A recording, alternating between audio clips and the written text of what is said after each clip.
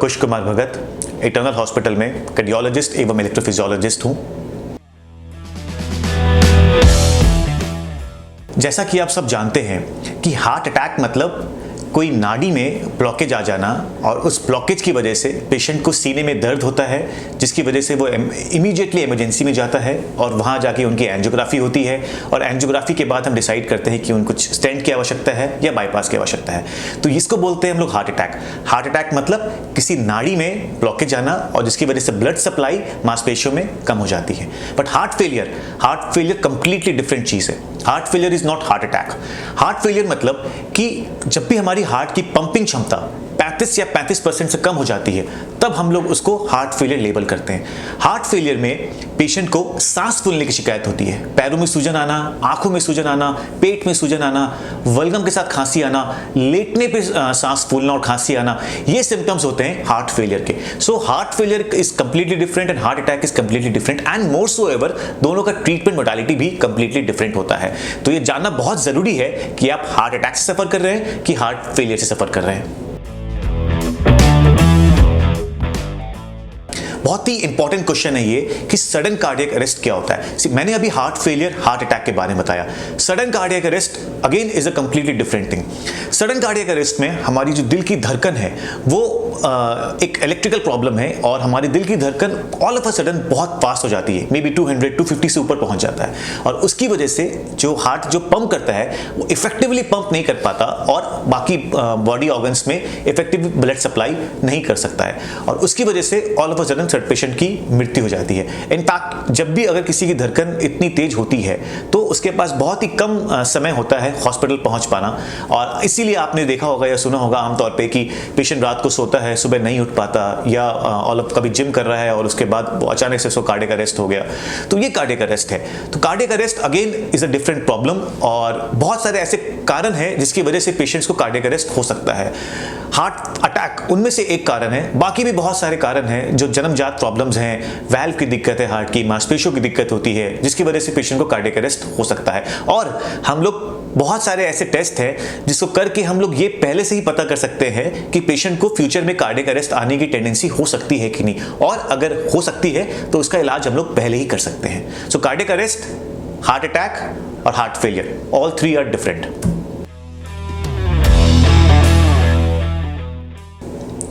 Again a very important question and a practical question. आजकल हम लोग देख रहे हैं कि बहुत सारे ऐसे यंग पेशेंट्स आ रहे हैं जो कि हार्ट अटैक के साथ इमरजेंसी में प्रेजेंट कर रहे हैं। तो पहले तो हमें लगता था कि हार्ट अटैक मतलब अब 50 या 60 इयर्स की या 70 इयर्स की बीमारी है, बट अब ऐसा नहीं है। हार्ट अटैक के पेशेंट्स बहुत सारे हैं जो मोर देन 20 इयर्स के हैं, 20 से 30 इयर्स के एज ग्रुप में या 30 से 40 इयर्स के एज ग्रुप में भी बहुत सारे पेशेंट्स ऐसे हैं जो कि हार्ट अटैक के लेके आ रहे हैं। कारण बहुत सारे हैं इसके यंग पेशेंट्स में हार्ट अटैक होने के। सबसे इंपॉर्टेंट है अल्कोहल स्मोकिंग। जैसे कि आप सब जानते हैं जो ये स्मोकिंग है या अल्कोहल कंजम्पशन, टोबैको कंजम्पशन आजकल यंग पेशेंट्स में काफ़ी ज़्यादा हो रहा है जो कि पहले के कंपैरिजन में ऐसा नहीं था। दूसरा सिडेंटरी लाइफस्टाइल। सिडेंटरी लाइफस्टाइल मतलब फिजिकल इनएक्टिविटी। हम लोग की फिजिकल एक्टिविटी बहुत कम हो गई है। ओबेसिटी के चांसेस बहुत ज़्यादा हो गए हैं। तो ये सब रिस्क फैक्टर्स हैं जिसकी वजह से हार्ट अटैक की टेंडेंसी काफ़ी ज़्यादा हो गई है यंग पेशेंट्स में। And last but not the least, stress. आजकल हर एक के लाइफ में बहुत ज़्यादा स्ट्रेस हो गया है एंड स्ट्रेसफुल लाइफ की वजह से भी एक इंपॉर्टेंट रिस्क फैक्टर है जिसकी वजह से हार्ट अटैक होता है। प्लस जो कोविड है, कोविड में भी हमने ये देखा है कि कोविड की वजह से भी बहुत सारे ऐसे यंग पेशेंट्स हैं जिनको हार्ट अटैक आया है।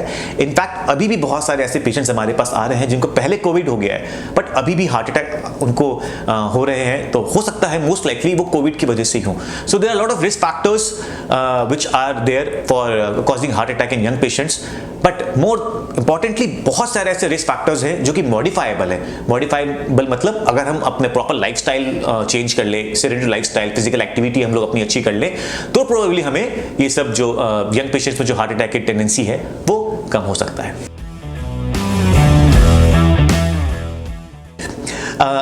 हार्ट अटैक आने के बाद या हार्ट फेलियर होने के बाद या कार्डियक अरेस्ट आने के बाद तो पेशेंट जब भी इमरजेंसी में जाएगा तो हमें पता चल जाएगा कि उनको क्या है। लेकिन अगर हमारे पास कुछ ऐसे टेस्ट हैं जिससे हमें पहले ही पता चल जाए कि पेशेंट को फ्यूचर में कोई भी रिस्क आने की टेंडेंसी है, तो वो टेस्ट डेफिनेटली बहुत ज़्यादा इंपॉर्टेंट होगा किसी के लिए भी कराने के लिए। यही रोल है प्रिवेंटिव हेल्थ चेकअप का। प्रिवेंटिव हेल्थ चेकअप मतलब कि आपको कोई प्रॉब्लम नहीं है but still you are going to a hospital to get some test done, जो कि आपको पहले ही बता देगा कि आपको फ्यूचर में कोई दिक्कत हो सकती है कि नहीं। उनमें से अगर हम हार्ट की बात करें तो उनमें से सबसे इंपॉर्टेंट टेस्ट एक ईसीजी, एक 2D एको जिसको हम लोग हार्ट की सोनोग्राफी बोलते हैं, and thirdly most importantly treadmill test. So ये ट्रेडमिल टेस्ट से हमें काफी हद तक आइडिया लग सकता है कि आपको फ्यूचर में कोई हार्ट की दिक्कत आ सकती है कि नहीं। इको से हमें बहुत बार ये पता चल जाता है कि पेशेंट को एट प्रेजेंट कोई हार्ट की दिक्कत है कि नहीं। अलॉन्ग विद दैट बहुत सारे ऐसे प्रॉब्लम्स हैं जो कि इको से हमें आइडिया लग सकता है कि पेशेंट को कोई प्रॉब्लम है कि नहीं है। अब हम बात करते हैं ब्लड इन्वेस्टिगेशंस की, तो डेफिनेटली बहुत सारे ऐसे ब्लड इन्वेस्टिगेशंस भी हैं जिससे हमें आइडिया लग जाता है कि पेशेंट को फ्यूचर में कोई हार्ट की दिक्कत हो सकती है कि नहीं। मोस्ट इंपॉर्टेंट ब्लड इन्वेस्टिगेशन उनमें से अगर हम बात करें तो वह है कोलेस्ट्रॉल लेवल्स। जैसा कि हम सब जानते हो, मैंने अभी आपको बताया कि यंग पेशेंट्स में ऐसे एक डाइटरी फैक्टर जो सेडेंटरी लाइफस्टाइल है वो एक इंपॉर्टेंट रिस्क फैक्टर है हार्ट अटैक वगैरह आने के लिए। इसीलिए कोलेस्ट्रॉल लेवल्स बॉडी में अगर हम अपना रेगुलर बेसिस पे चेक करते रहे और अगर हमारा कोलेस्ट्रॉल ज्यादा है तो उसको कंट्रोल करें तो डेफिनेटली हार्ट अटैक होने के चांसेस बहुत कम हो जाएंगे, क्योंकि जो हमारे कोलेस्ट्रॉल है, जो बैड कोलेस्ट्रॉल है, वो हमारे आर्टरीज में, हार्ट की जो नाड़ियां हैं उसमें डिपॉजिट हो जाती है और हार्ट की नाड़ी सिकुड़ जाती है, जिसकी वजह से हार्ट अटैक आने की टेंडेंसी इंक्रीज हो जाती है।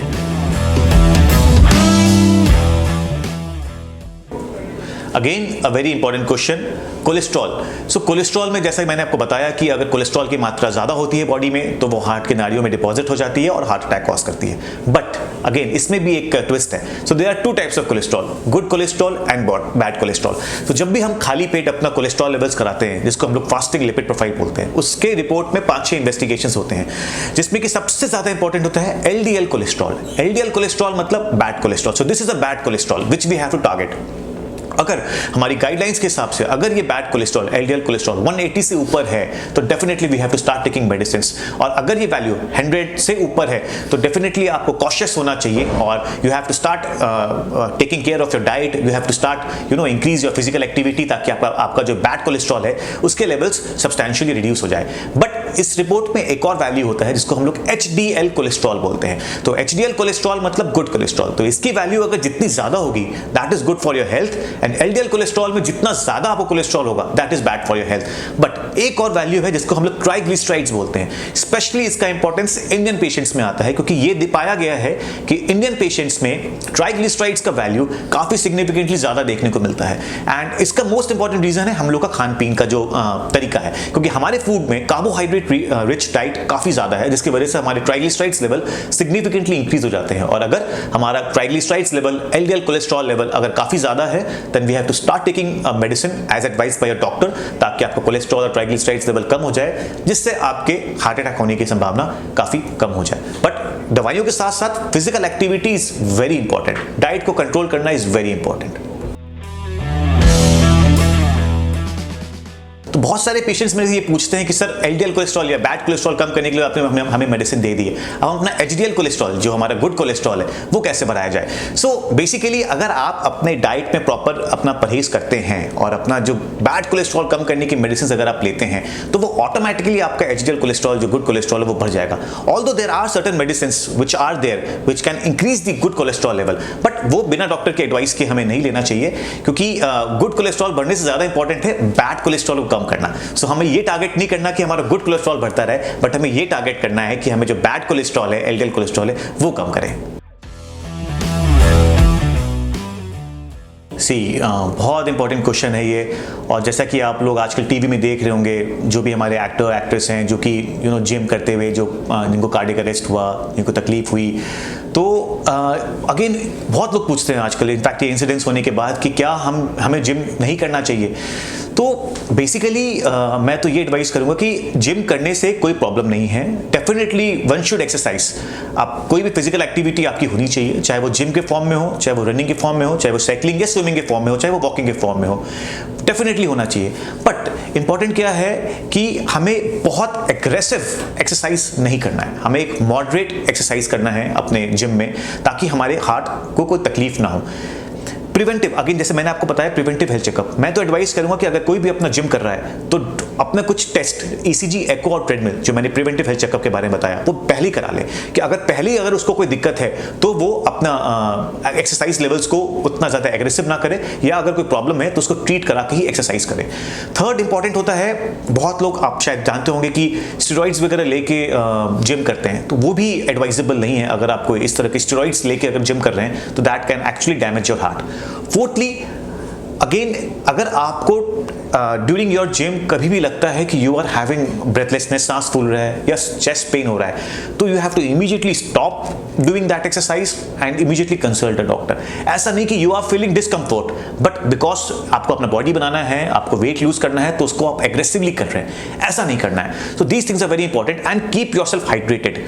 जब भी हम जिम कर रहे हैं, हमारा वाटर इनटेक हमारा बहुत अच्छा होना चाहिए, एंड जस्ट खाना खाने के बाद जो है आपको जिम नहीं करना चाहिए।